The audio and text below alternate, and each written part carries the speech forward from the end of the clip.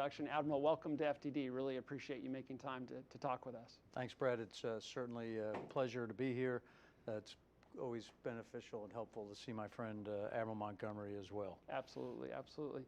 Well, I thought we would just jump right in with your permission. You know, a lot of folks here in D.C. opine on the nature of the military threat from China. There's a lot of reports published in Washington on that topic. But you are the American combatant commander who understands the threat from the People's Liberation Army, or the PLA, best. So I'm very interested in your current assessment of the threat from the PLA. How is it changing or evolving? And what do you think Americans who may not be paying attention to this full time like you are, what do they need to know about it? Thanks again, Brad. It's an honor to be here. I think what most people need to understand, and I'm here to tell you, I think many of you do. The United States is pretty focused on the challenge that China provides, both the United States and globally. Militarily, what we are seeing from my seat is the largest military buildup in history since World War II.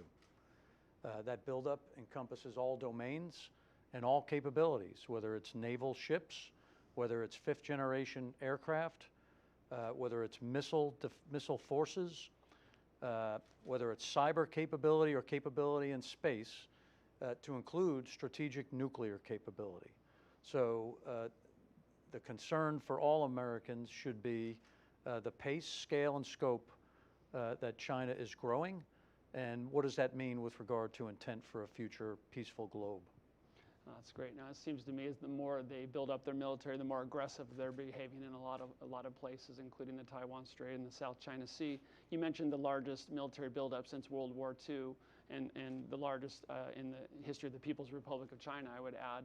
You know, we're witnessing the largest invasion in Europe since World War II, and that makes me think of, you know, you're focused full time on the Indo-Pacific, but I suspect you see the headlines about Ukraine. When you look at Ukraine and what's happening there and the unprovoked invasion there, what are the core lessons you draw for the Indo-Pacific? What lessons do you draw for your area of responsibility from Ukraine? Thanks, Brett. I want to first highlight the tremendous work by my partner, General Walters, and all the NATO nations, as well as the incredible effort by the Ukrainians. I am completely impressed by what they continue to do to defend their nation.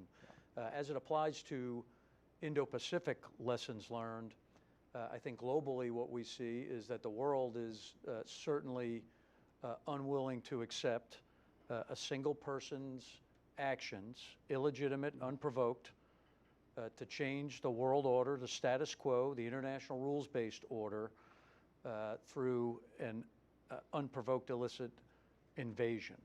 That is not in the benefit of all nations on the earth, and we should all be concerned about that actions. Now, from where I sit, the most concerning aspect of it is that the People's Republic of China have declared a no-limits policy in support of Russia, and what that means to both the Indo-Pacific and the globe if those two nations were to truly demonstrate and deliver a no-limits policy. I think what that means is we're currently in an extremely dangerous time and place in the history of humanity if that were to come true.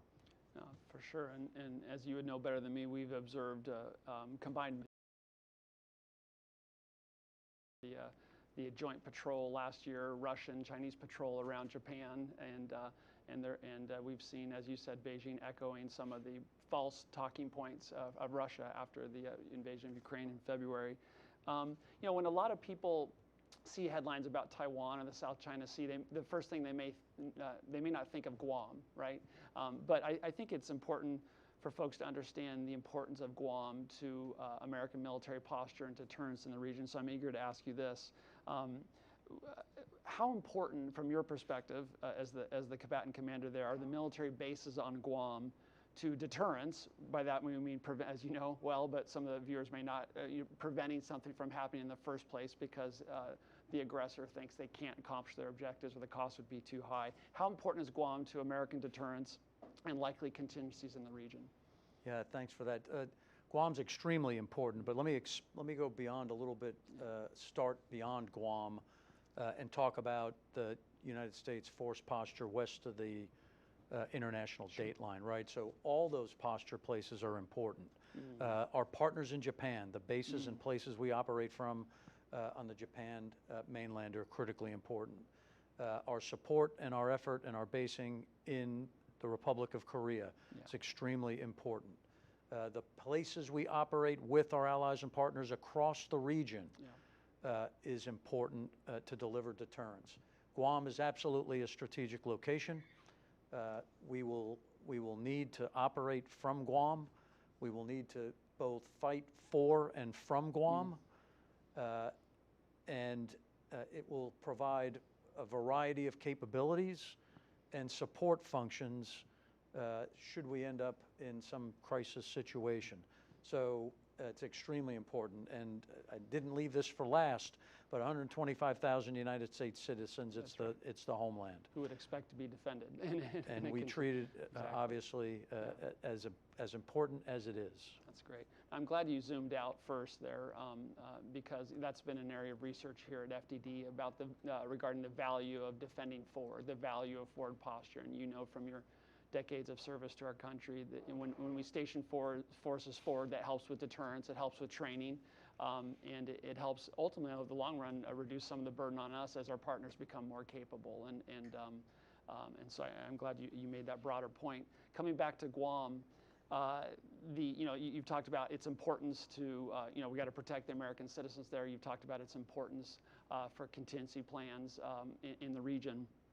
Yet our research tells us that there's a growing Chinese missile threat to Guam. And so I'd love to hear your thoughts on the nature of that growing Chinese missile threat to Guam and any sort of timelines that you can share in an unclassified conversation here. Yeah, as we started the conversation with, right, the increase in capability and the military buildup, the PLA rocket force is clearly developing continuous advanced capabilities, longer range.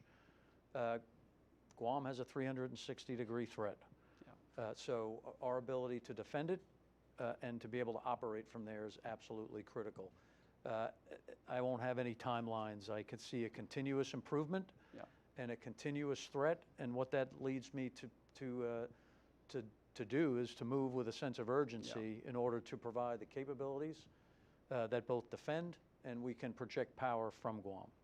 That's great. Now, and you would have better information, but our research suggests that Beijing is sprinting to field advanced ballistic and cruise missiles to threaten much of our posture in the region, including Guam. And as you just suggested, it seems to me we need to sprint faster than they are to protect our interests and Americans there. In terms of American air and missile defense on Guam, what do you see as the current primary deficiencies that need to be addressed to better protect ourselves there? Well, first, I'm extremely encouraged and thankful for the Secretary because as you've looked at the 23 budget, the delivery of a capability is been identified by the Department, and I thank both Deputy Secretary Hicks and Secretary Austin for the support. So the key is to take the tremendous effort and the budget and then move forward to deliver that capability against all those threats, whether they be maneuvering or whether they be ballistic, whether they be cruise missile. We have to be able to deliver that capability to protect the forces and the people against all those threats. That's great. What do you see as to the degree that you're able to talk about, what do you see as the basic requirements or laydown for an initial operational capability for improved missile defense on Guam? And I understand the reluctance to talk about timeline, but it seems like there's an initial capability we might be able to have to kind of address the immediate threats, and then over time we might be able to improve and expand that. And more generally, do you have any concerns that we have to be careful not to make the perfect the enemy of good and add things to it that may delay the deployment timeline for our air and missile defense? Any thoughts on IOC, what that looks like, what FOC looks like? Yeah, again, from the combatant commander position, I've articulated the requirements that I believe. I believe that a near-term capability is desired. I also believe in a phased approach and continuous improvement to be able to take on all threats that either might come to fruition, and certainly the threats that we see now. I'm encouraged that the department is working towards that architecture and the delivery of a capability as soon as possible. Yeah, okay. You mentioned command and control earlier. How concerned are you about maintaining command and control for forces west of the dateline, and how might we mitigate the risks associated with you doing that? I mean, it's such a vast area of responsibility. I would imagine that's a tremendous challenge. Yeah, half the globe. Yeah, exactly. That said, we've proven over many years that the United States can operate as a joint force, synchronized, integrated in all domains across vast distances. Yeah. That's the exact problem I have in the Pacific. We are continuing to work on ways to ensure that our C2 is resilient. We expect to be attacked in that domain. Yeah. And we have to put in place the structure and the formations that allow us to command and control no matter where we are, whether it's inside the first island chain, outside the first island chain, all the way back to any headquarters. So this view of being able to deliver a picture across a node of nodes is the approach we're taking, and I'm confident we can do that.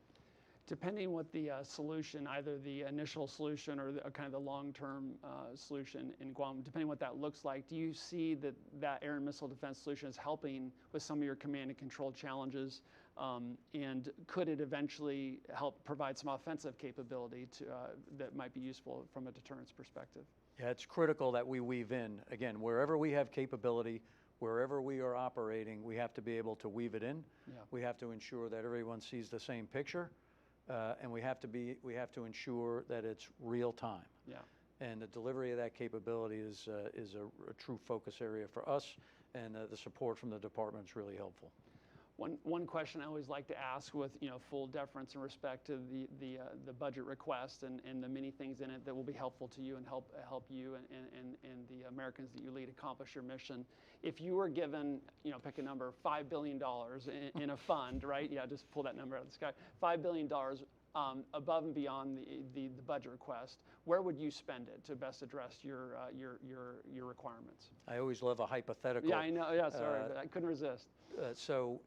I think what I would articulate is, as a part of the NDAA, INDOPACOM was tasked to provide an assessment and an understanding of capabilities that we view as critical. I would point to that report, and I would highlight the critical capabilities of being able to operate in contested space, the persistent battle space awareness, real time, that I articulated, and then the ability to close the kill chain with the correct weapons from any location. I think funds in the near term focused on those areas would provide immediate increased advantage for the United States and deliver the integrated deterrence that the Secretary of Defense has tasked us with. That's great. Now, and for viewers, Congress mandated that your command provide a report, Pacific Deterrence Initiative report, that really goes right at the question I asked. And as you said there, your command has provided this report, and it lays out in quite specific detail about what you need to do your mission. And I think I'm glad you highlighted that. I want to zoom in a little bit on some of the services and what is most helpful to you in your area in terms of what the services can provide. So specifically, what sort of laydown would you like to see from the U.S. Air Force forward station? You mentioned Japan earlier. What kind of laydown would you like to see from the Air Force in Japan and Guam in your ideal world? Thanks. Let me start by saying, I have the best component commanders in the Indo-Pacific who truly understand the region and what's needed to deliver the integrated deterrence we discussed before. So to do this, it will take the entire joint force. We can have conversations about specific services, but the fact that that team comes together for me every day to synchronize their operations, to include space and cyberspace, to deliver a robust posture and set of operations has been really impressive to watch from my component commanders. From the Air Force perspective, forward, station, persistent, deep penetrating capability is what I'm asked for.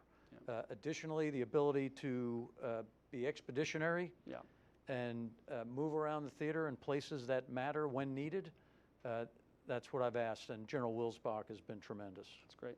Is it reasonable to expect permanently, in your view, permanently stationed Air Force 5th generation aircraft west of the date line? Do you think that's reasonable?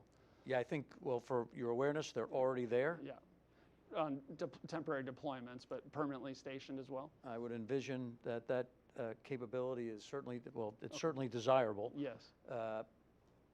But we would like to get to that. Yeah. That ability to, like I said, operate in contested space, 5th generation capabilities, whether they be F-22, F-35, are critically important to the ability to deliver deterrence. That's great. From my perspective, for what it's worth, we talked about, you mentioned anti-access area denial threats. If when a conflict starts, our assets aren't there, there might be challenges getting them there. So it seems to me there might be some value in having some of those forces already there once the conflict starts. I'm interested in your assessment of the Air Force's doctrine or concept of agile combat employment. And for viewers, this is this idea that in a conflict our bases may be targeted by the adversary, and so it's the need to be agile, move around, and be unpredictable. Interested to hear on how you think that is going. How is the implementation of this agile combat employment concept going in the Indo-Pacific? Yeah, General Wilsbach, again, is doing a really good job operationalizing the ACE concept in the Pacific.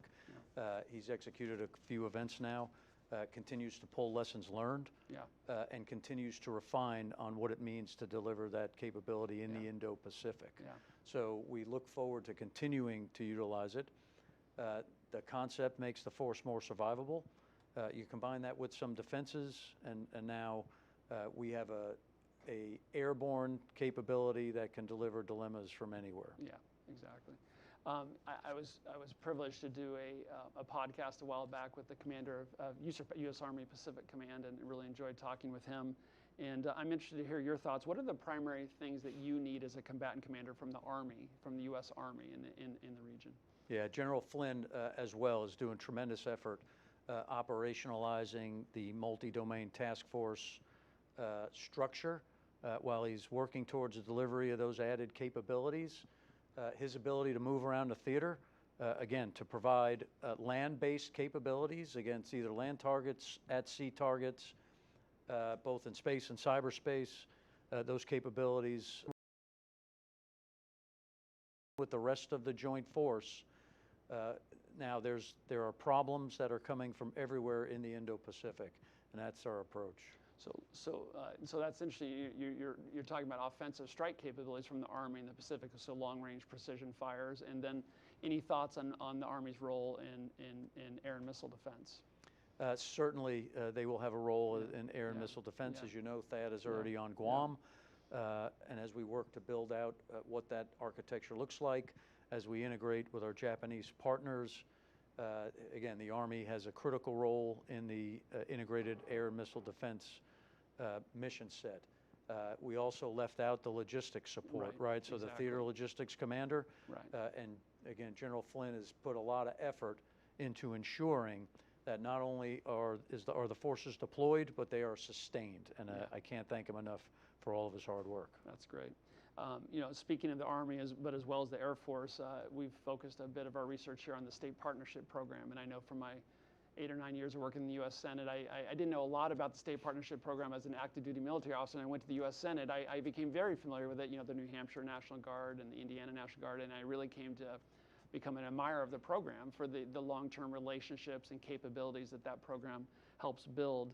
Interested in hearing your thoughts on how we might expand or strengthen the state partnership program in the region to best support the national defense strategy. Yeah, I've spoken specifically with General Hokanson about the benefits that the National Guard provide. The state partnership program links us through people-to-people ties through all the nations in the Indo-Pacific.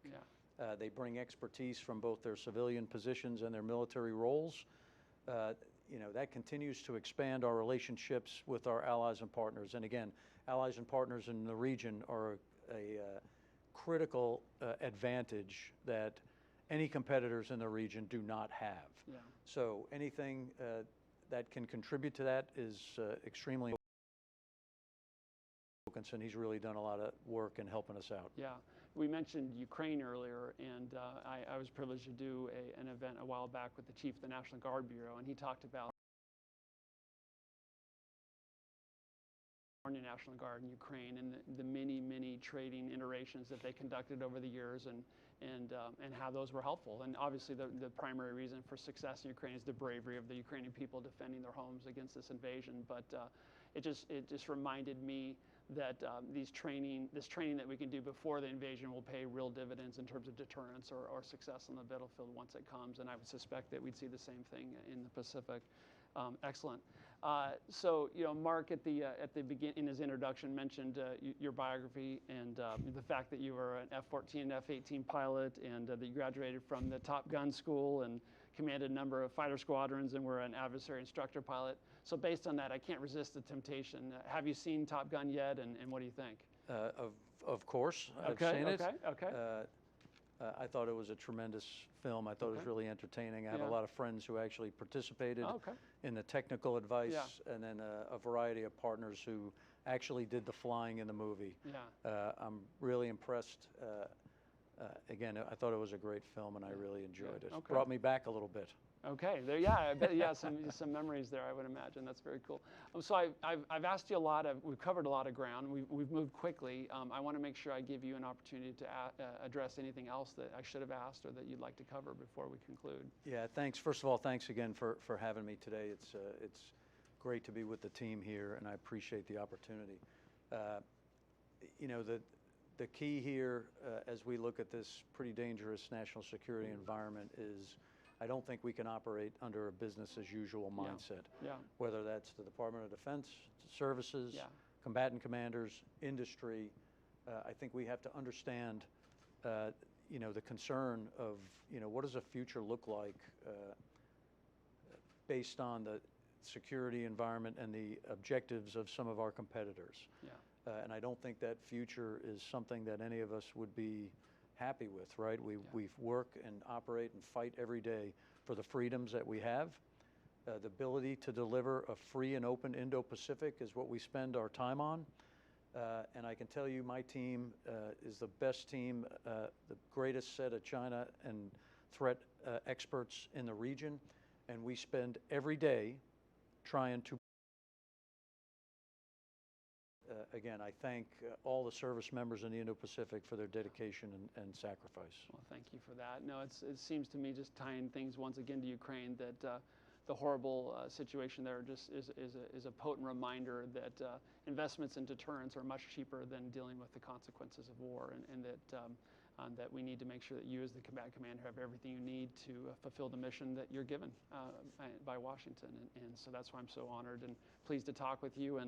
And I want to thank you, Admiral, both for your decades of service to our country and for the important leadership role that you're playing to protect Americans and our allies in the region and to secure our interests. So I thank you sincerely for what you've done and continue to do for our country. And thanks to everyone for tuning in and viewing this. And for more information on FDD and our Center on Military and Political Power, we encourage you to visit fdd.org.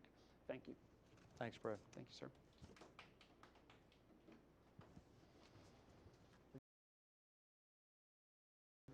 All right.